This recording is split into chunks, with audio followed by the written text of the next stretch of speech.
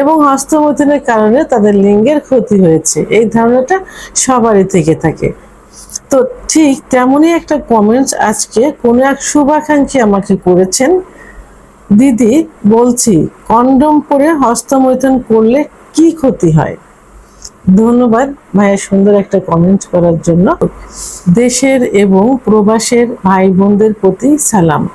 আসসালামু আলাইকুম। আমি প্রভাষক ডাক্তার রিক্তা পারভিন, হোমিওপ্যাথি এবং আয়ুর্বেদিক চিকিৎসক, চেম্বার সেবা হোমিও কমপ্লেক্স অ্যান্ড সেবা ডিজিটাল ল্যাব, উপজেলা মডেল মসজিদের পূর্ব পাশে, শিমুলিয়া, মাগুরা।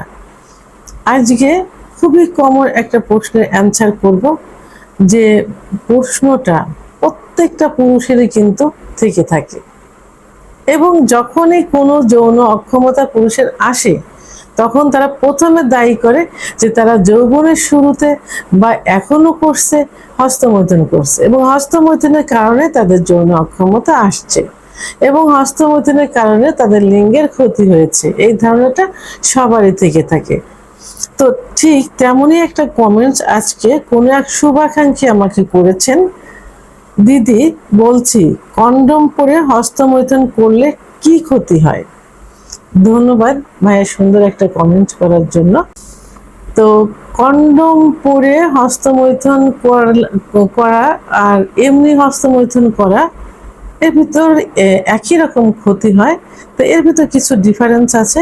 তবে আমি প্রথমেই বলবো যে হস্তমৈথুন কিন্তু ইসলামের দৃষ্টিতে সম্পূর্ণ নিষিদ্ধ।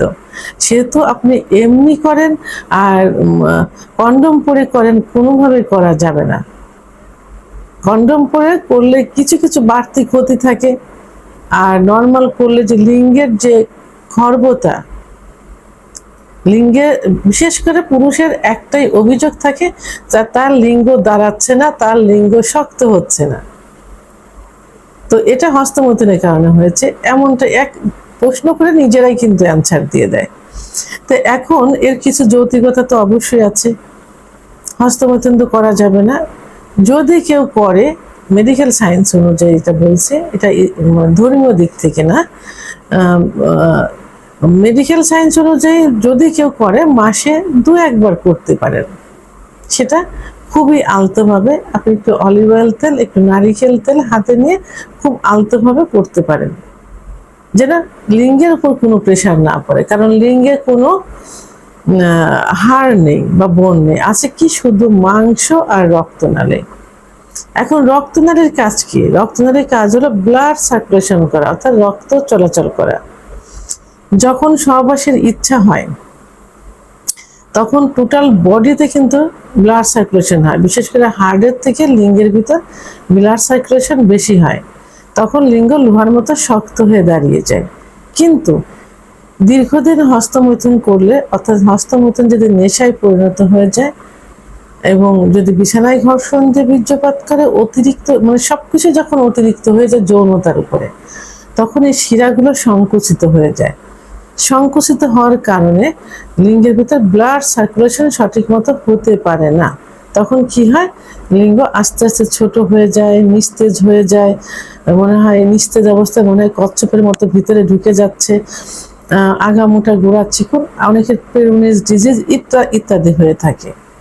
তা এটা অতিরিক্ত হস্তমৈথুন করার কারণে। আর এখন যে প্রশ্নটা আপনি করছেন যে কন্ডম ব্যবহার করে হস্তমৈথুন করলে কি ক্ষতি হয়, প্রথমত যে আপনি কেন এটা করবেন, দ্বিতীয়ত হলো কন্ডমে যে লুব্রিকেট থাকে, যেটা একটা পিচ্ছিল একটা উপাদান থাকে, এটাতে অনেক সময় অ্যালার্জির জীবাণু থাকতে পারে, অ্যালার্জি থাকতে পারে, যে কারণে ওখানে লাল ফুসকুড়ি উঠতে পারে, এবং অতিরিক্ত ঘর্ষণ দিলে কিন্তু ওখানে লাল লাল হয়ে যায় এবং পরবর্তীতে ইনফেকশন হতে পারে।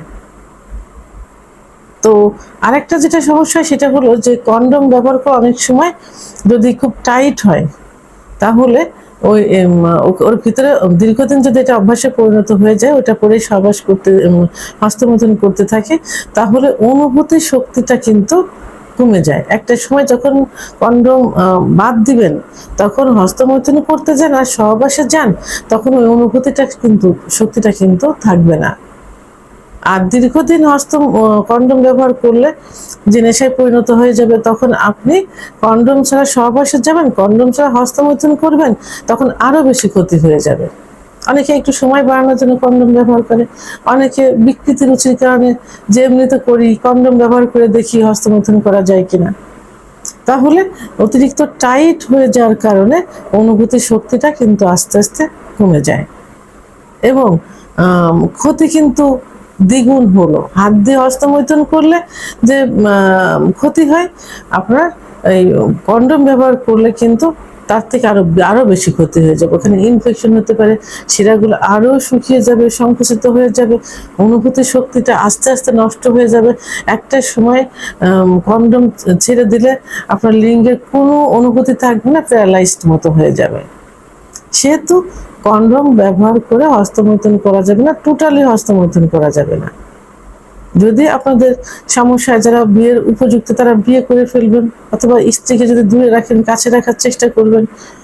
সর্বোপরি নিজেকে কন্ট্রোল করতে হবে, ধর্মীয় অনুশাসনগুলো মেনে চলতে হবে। যে যে ধর্মেরই হোক না কেন, নিজস্ব ধর্মের যে নিয়ম রীতিনীতি আছে সেগুলো মেনে চলতে হবে। ভিডিওটি সম্পর্কে যদি কোনো মতামত থেকে থাকে অবশ্যই কমেন্টসের মাধ্যমে জানাবেন।